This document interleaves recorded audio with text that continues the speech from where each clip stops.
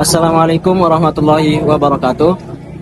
Perkenalkan, kami dari kelompok 11 ingin mempresentasikan hasil dari kerja kelompok kami bersama dengan dosen pengampu Bapak Dr. Muhammad Rizal SE MSI.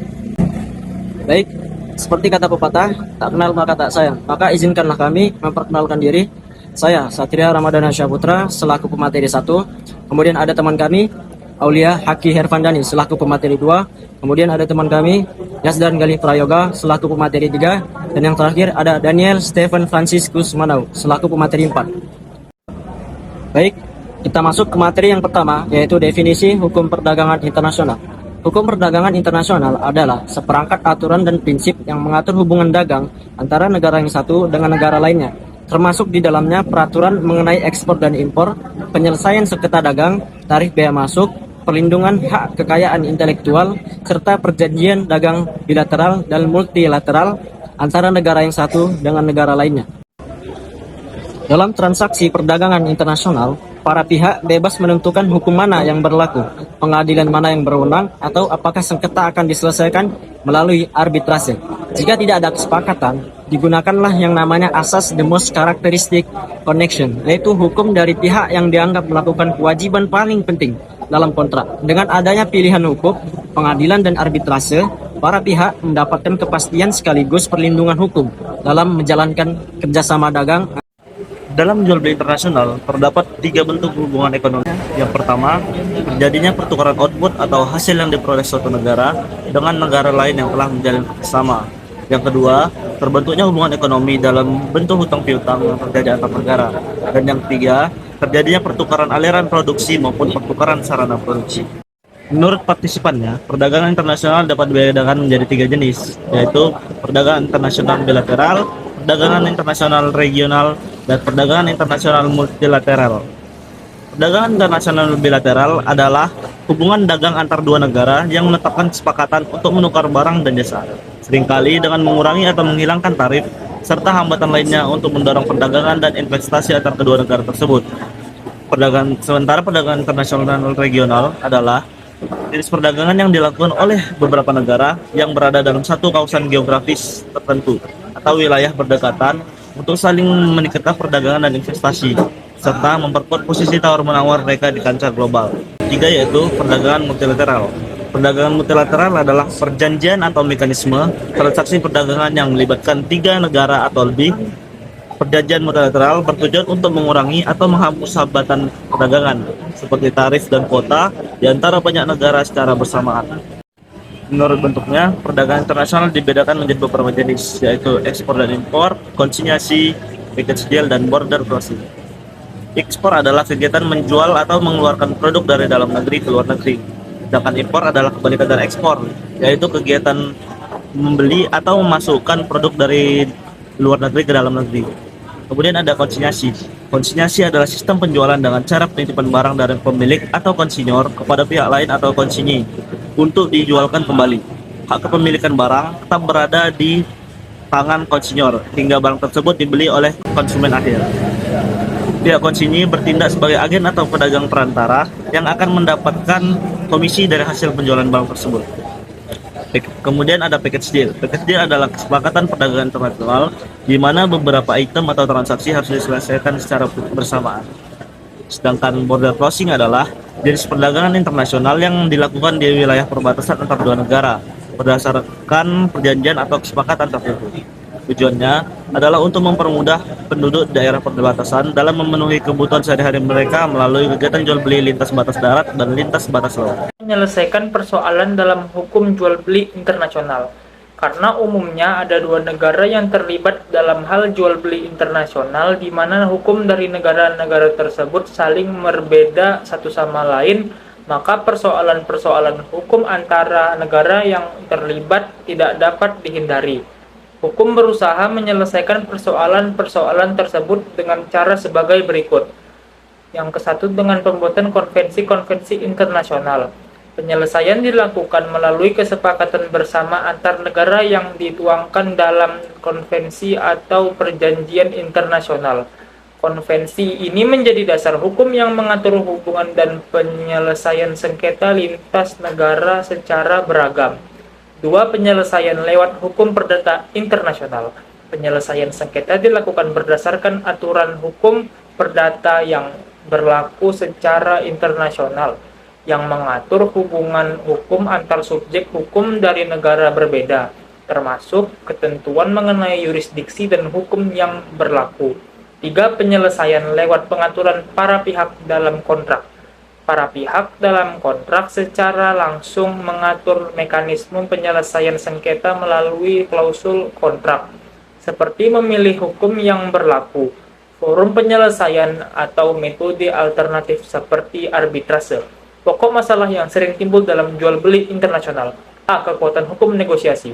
Ada negara yang menganut prinsip negosiasi tidak mengikat sama sekali, atau paling jauh, baru mengikat secara moral, belum secara hukum. Jadi, ikatan hukum baru ada setelah ditandatangani kontrak.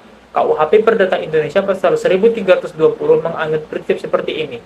Akan tetapi, ada negara-negara yang sudah memberikan semacam ikatan hukum kepada negosiasi sampai batas-batas tertentu, yaitu ikatan yang timbul dari preliminary agreement.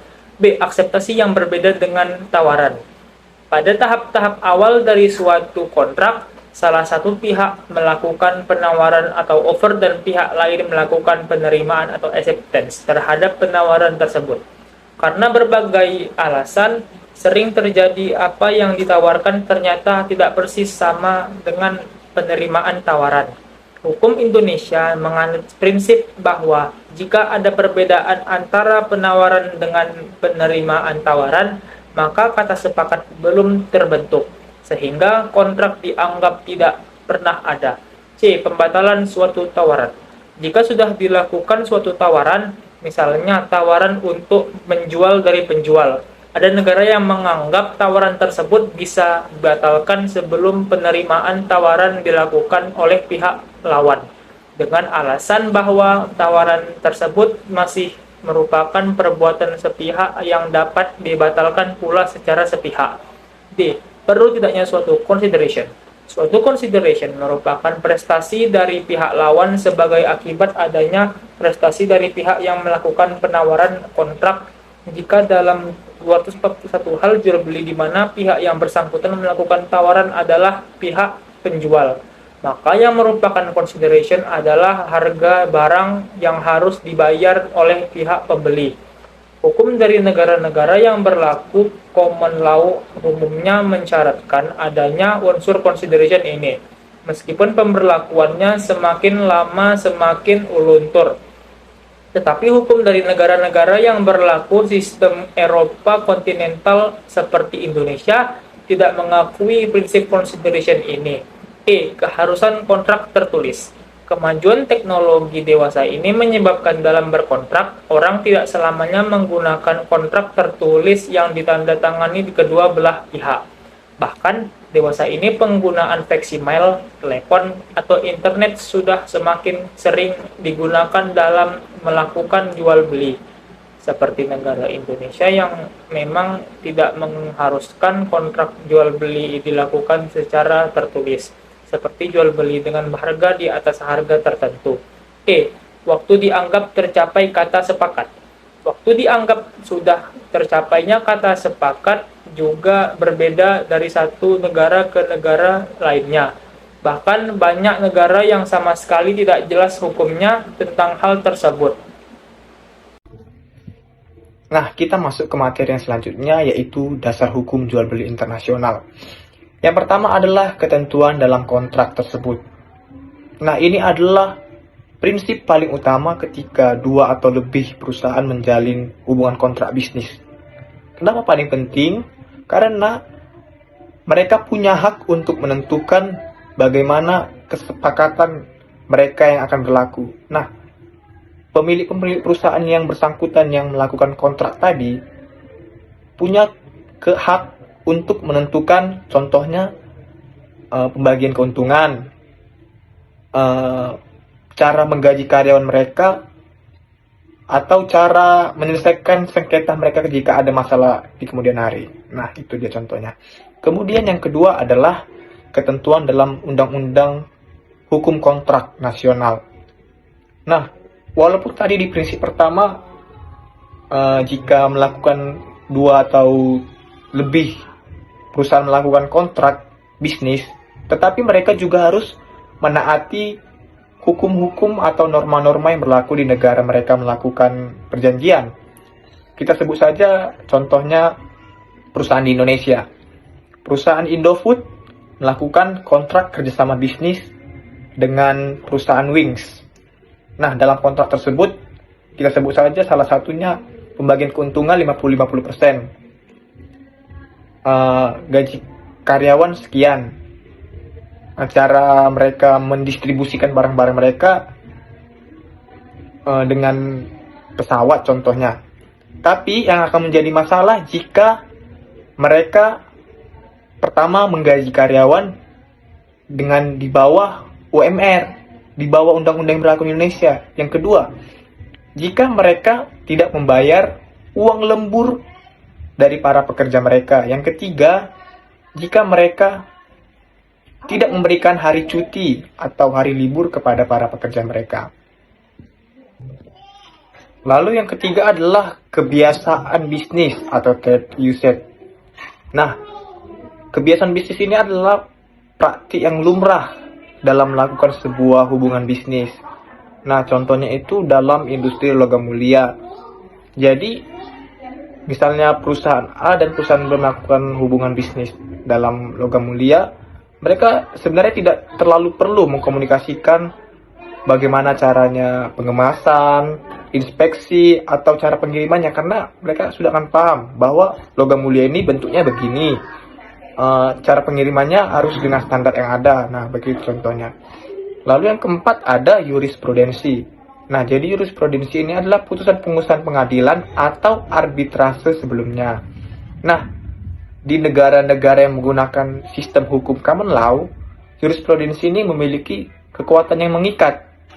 Jadi, akan mengikat dia putusan hukumnya ke pengadilan yang lebih tinggi.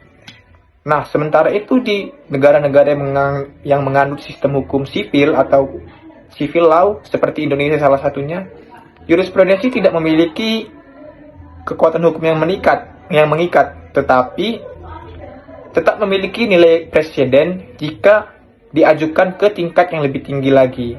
Begitu contohnya. Lalu yang kelima adalah kaidah hukum perdata internasional.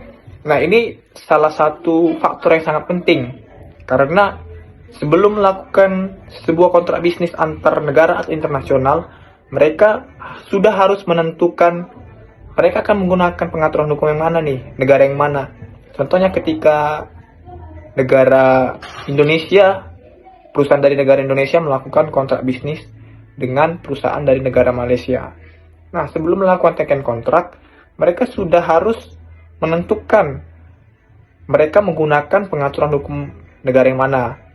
Mereka jadi akan paham jika mereka bersengketa pada saat yang akan datang, mereka menggunakan standar hukum dari negara yang mana. Begitu. Lalu yang terakhir atau yang keenam adalah konvensi-konvensi internasional. Salah satunya United Nations Convention on Contracts for the International Sale.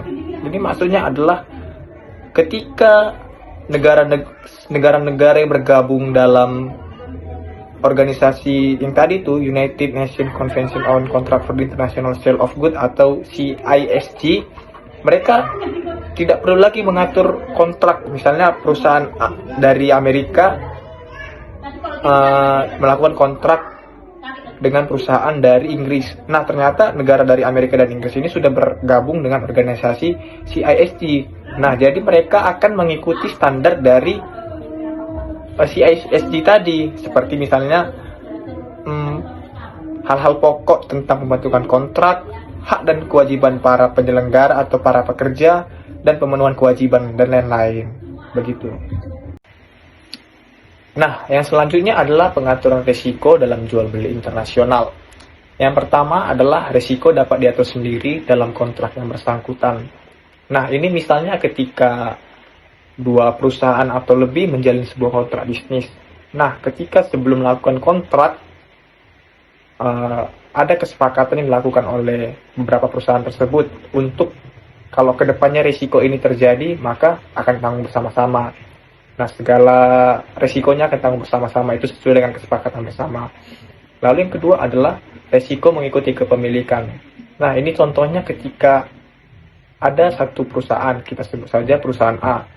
Dia membeli saham mayoritas atau membeli semua saham di perusahaan B. Maka segala resiko yang awalnya ada di perusahaan B, risiko bangkrut misalnya, risiko pilot dan lain-lain, akan menjadi tanggung jawab sepenuhnya di perusahaan si A.